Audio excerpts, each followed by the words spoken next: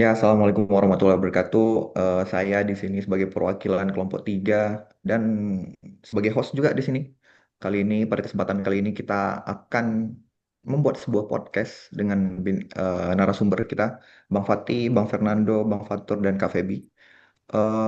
Di kesempatan kali ini kita akan membahas sebuah pertanyaan besar yang sering terdengar di era globalisasi dan digitalisasi seperti sekarang.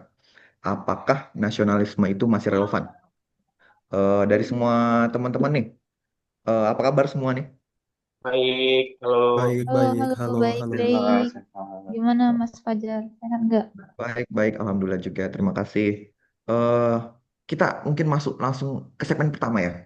Aku tuh pengen tahu bagaimana apa itu nasionalisme di era kini. Mungkin dari secara singkat aja, ada nggak dari teman-teman yang mau memberikan pandangannya?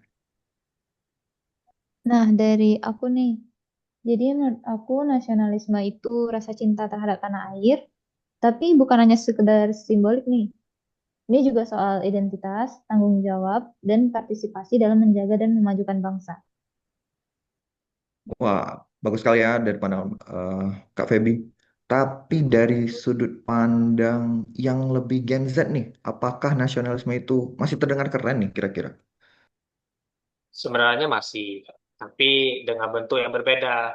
Mungkin kami generasi Z ini lebih ekspresif. Nasionalisme bukan cuma upacara bendera kok, tapi juga lewat karya, inovasi, bahkan kritik terhadap sistem yang nggak adil. Karena cinta itu juga soal peduli, bukan? Saya setuju sih. Dulu mungkin nasionalisme itu cuma sekedar hafalan lagu atau lambang negara seperti Garuda. Tapi sekarang itu lebih ke kontribusi nyata. ASN seperti kita juga dituntut punya semangat nasionalisme dalam pelayanan publik. Kalau kita malas atau nggak peduli, itu juga bisa dibilang krisis nasionalisme.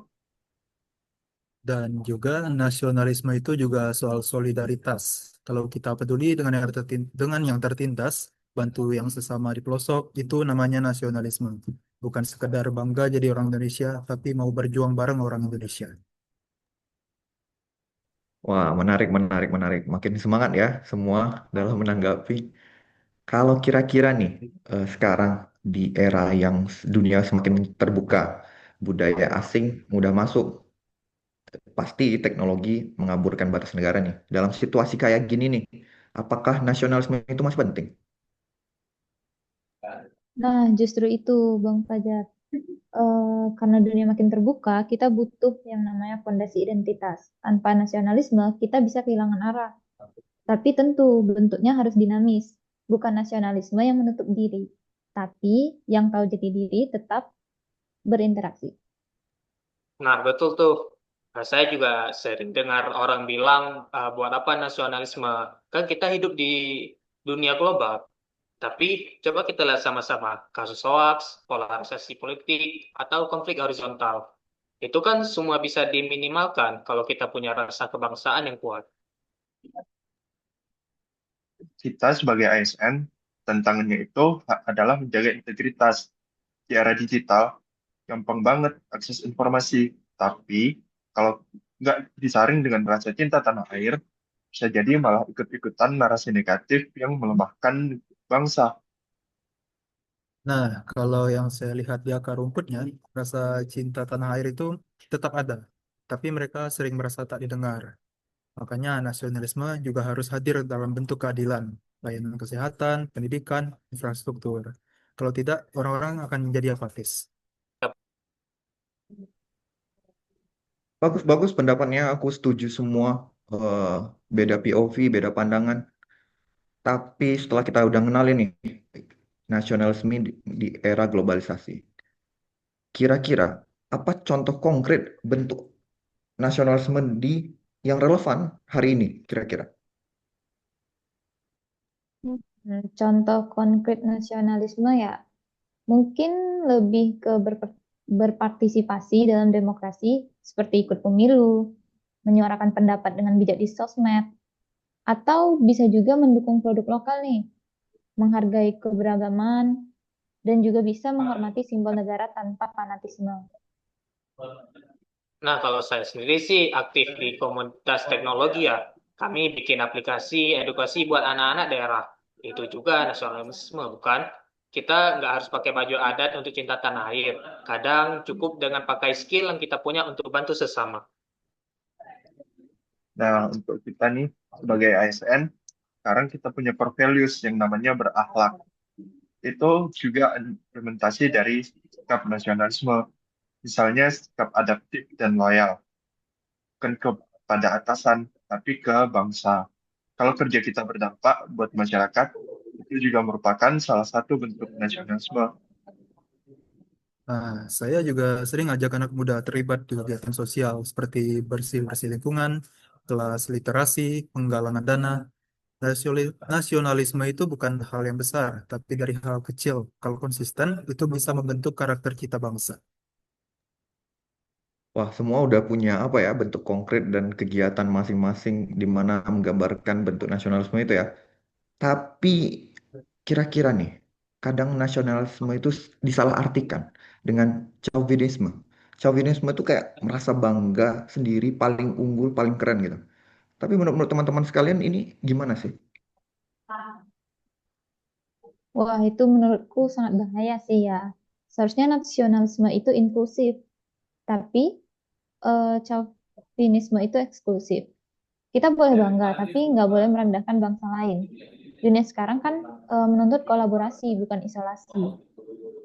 Nah, kalau di kampus saya sendiri sih, saya sering lihat narasi nasionalis yang malah jadi anti terhadap diskusi nih.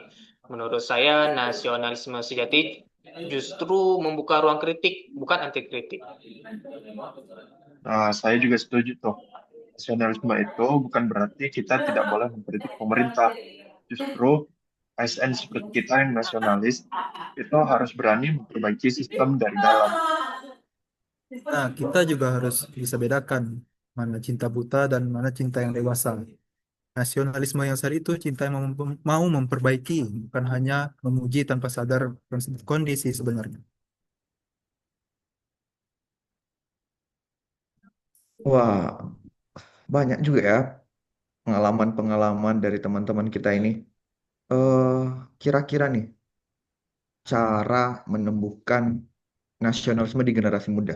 Karena kita tahu kan generasi muda saat ini gitu, secara praktis kira-kira ada nggak pandangan dari teman-teman yang khusus generasi muda nih, kita apa bagusnya kegiatan ataupun hal yang akan kita lakukan?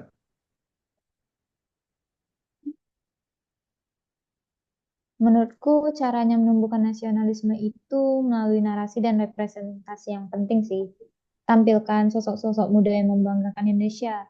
Bukan hanya atlet atau artis, tapi juga inovator, guru, relawan, dan lainnya.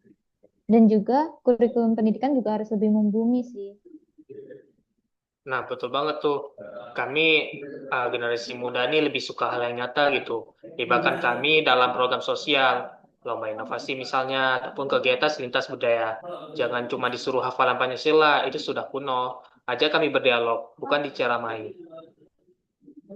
Nah, pemerintah juga harus menyesuaikan cara komunikasinya.